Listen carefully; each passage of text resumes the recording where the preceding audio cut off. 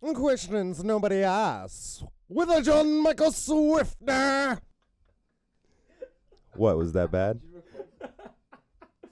So this is maybe the only Q&A that I've ever done that hasn't been inspired by an actual question, and that makes me a little furious because, you know, I've been playing this one particular chord in all kinds of music for years and years and years, and people kind of giving it like sideways names and stuff like that because it's clearly a thing, but it's ridiculous how little attention this chord has got. Let me just show you what I'm talking about. I'm in the key of C, this chord.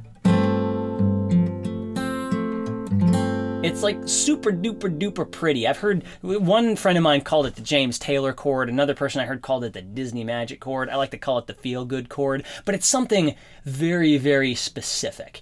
And it's ridiculous with how popular this chord is, how little serious discussion it's received. So I'm really going to try to get into it. So you could just call it like, in the strictest sense, this is like an F/G chord, the slash being an altered bass note. So this is all really about altered bass notes.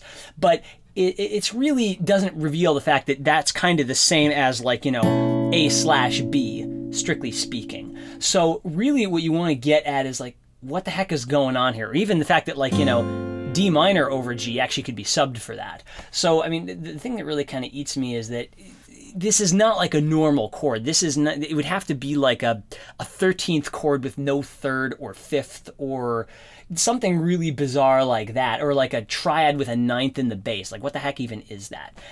And I know this sounds like the hardest clickbait ever, but I'm completely serious when I'm like, nobody has a name for this chord that makes any sense. I've looked around for discussions on this, and this is really essentially an issue of altered bass chords, but it's a very specific phenomenon within altered bass chords, because these types of chords were super duper popular in the past 50 years, especially in kind of like the 60s and 70s folk pop and in disco. These chords became really, really popular. And in a way, you can kind of see how they're almost like obvious coincidences of certain contrapuntal phenomena that happen in these kinds of music. But it's just like the chords are so good sounding that they have come to be standalone things. So I'm going to dub this chord the hybrid dominant. The reason I call it that is because it's essentially a mixture of the sounds of the 4 and the 5 chord. So if you're in the key of C, the 4 chord is F and the 5 chord is G.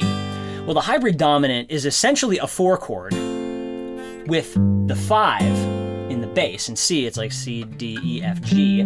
That's the 5th degree. That's in the bass of a 4 chord. And it's like, it has kind of some of the drive of the 5 chord from the bass, but the mellowness of the 4 chord, and especially if it's voiced nice and far apart, if the bass is low enough and the triad is high enough, you get this really, really pretty resonance where there's just a little bit of dissonance, but it's kind of diffused in a very pleasing way. And it's just such a magical little resolution there, and it's not like any altered bass chord, any slash chord gets this effect. There are a bunch of different slash chords. As I started to get more into this phenomenon, I realized, oh my gosh, there are a bunch of slash chords that essentially that get these different kinds of effects, but it's not any slash chord. Not all of them can be used as kind of standalone chords, and there's just a very specific function of them. So that's really what I kind of want to gore into in this next video. So some of the characteristics of one, we call it for no reason the disco crack chord, is that it's not a 7th chord. Not at all. If anything, it would be like a 7th chord that's missing a 3rd. And that's really one of the main color notes in any genre that uses chords. So it really doesn't make any sense to call it a 7th chord at all. It's really a very specific, you know, you got 2 voices going different directions and they wind up on some triad that has a bass note that wouldn't really fit normally, but for some reason the resonance is really, really nice. And again, this is probably how they got discovered, is that, you know, like in a guitar player hit the wrong chord and the bass player hit the wrong chord, but they were just like, woo, damn, son. I bet any money that's how this came about, and eventually they started to stick.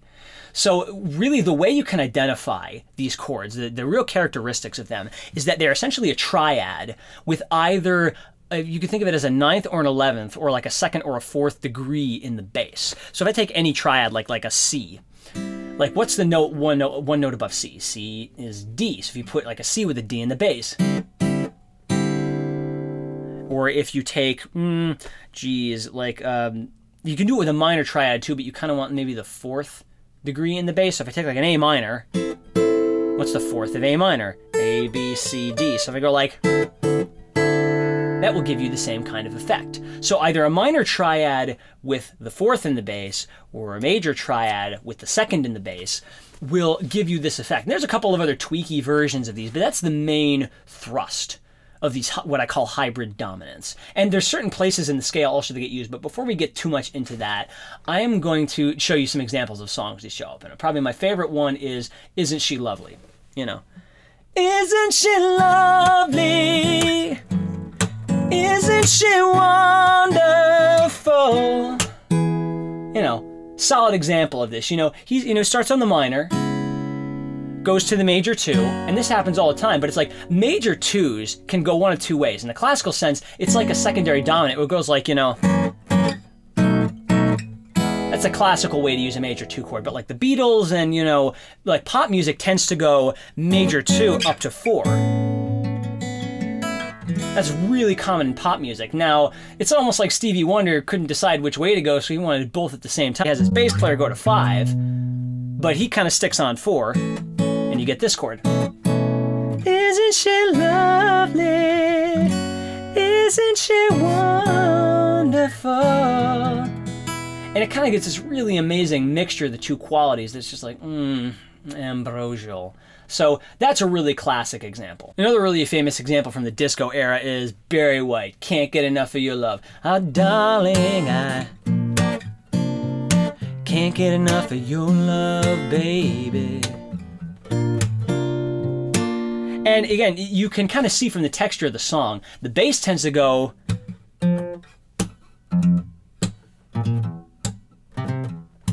F, low F, B flat, C. It's just going like root, 4, 5. It's a really shtick bass line in a way. But the keyboardists and the other instruments are kind of just going 1, and then just going B flat. They're just kind of doing 2 chords. So you could almost see this as like an accident, like the bass player, oh, whoops, I'm just going to go to 5, and it just kind of works. So it's like you get the 1 chord with the low bass, regular B flat, and then the bass player just goes up, and there you are. Poof. Hybrid dominant. Of course, another ridiculous abuser of these chords is Billy Joel. They're in a ton of his really, really, really famous songs. If you just take like, you know, New York State of Mind, you know.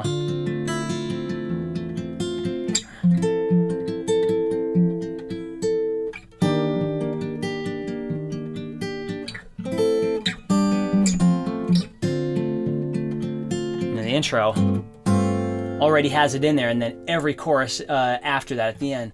Some folks like to get away, take a holiday from the neighborhood, etc., etc., as it comes around to, you know, I left them all behind.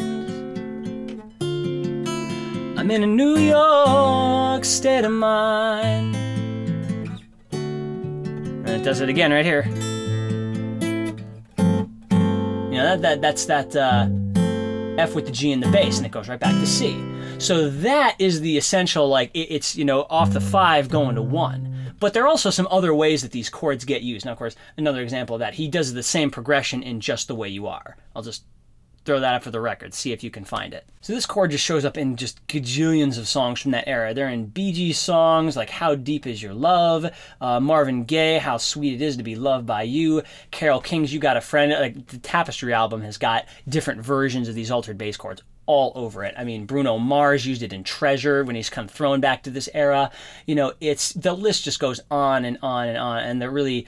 The key to this chord is that it's got the sweetness of the subdominant, but the power of the dominant, and it just makes this incredible interaction. But what I showed you in this video is one very specific usage. All of these chords I showed you in this are in the same place relation to the key. They're all the 4 chord in the treble and the 5 for the bass. There are other ways that this chord occurs that work really, really well too. So we're going to start to explore in the next video what are some of the other examples of this chord that show up. And then in the video after that, I'm going to give you some kind of creative examples I came up with for ways to kind of twist it around. And because this is territory that has hardly been touched yet in terms of really going into what you can do with these altered bass chords. Thanks for sticking around, and yeah, subscribe to my channel, I guess, because it's awesome. Deuces, y'all.